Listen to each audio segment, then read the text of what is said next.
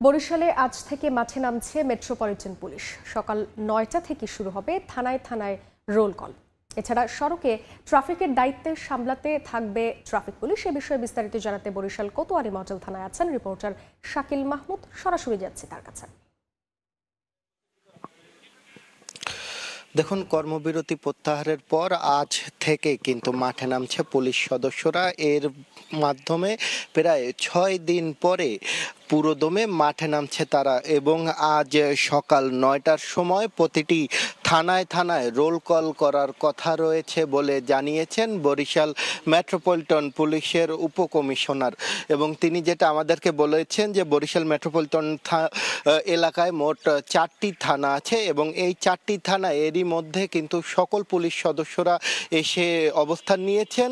যদিও এই গত 6 দিন যারা বিভিন্ন দাবিতে পুলিশ সদস্যরা যে কর্মবিরতিতে ছিলেন তারা কিন্তু তারপরও সাদা পোশাকে এখানে এই থানাগুলোতে কিন্তু অবস্থান করছিলেন এবং তারা তাদের সাধ্য অনুযায়ী যে সেবাগুলো দেয়া দরকার সেগুলো কিন্তু তারা দেওয়ার চেষ্টা করেছেন। তবে তাদের যে ডেইলি রুটিন পুলিশের সেটি তারা পালন না করায় কিন্তু আমরা দেখেছি যে নাগরিকরা অনেকেই কিন্তু নিরাপত্তাহীনতায় ভুগেছেন। যদিও বা থানাগুলোতে সেনাবাহিনীর যে সদস্যরা আছে তারা কিন্তু অবস্থান নিয়েছে এবং তারা পুলিশকে সর্বাত্মক সহায়তা করার কিন্তু কথা জানিয়েছে। আমি কথা বলেছিলাম বরিশাল কোতোয়ালি মডেল থানার যিনি ভারপ্রাপ্ত কর্মকর্তা আছে তার সাথে। তিনি বলছেন যে আজ সকাল ৯টায় রোল কলের মধ্য দিয়ে কিন্তু তারা তাদের যে কার্যক্রম সেটা কিন্তু তারা শুরু করবেন।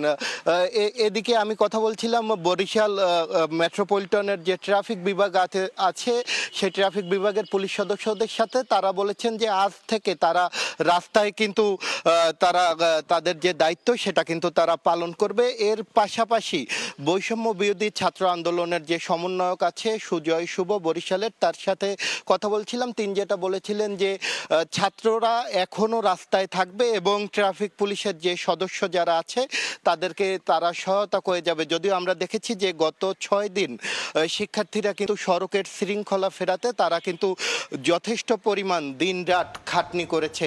এই ছিল বরিশাল থেকে আমার কাছে থাকা সবশেষ। সরাসরি ছিলাম বরিশালে।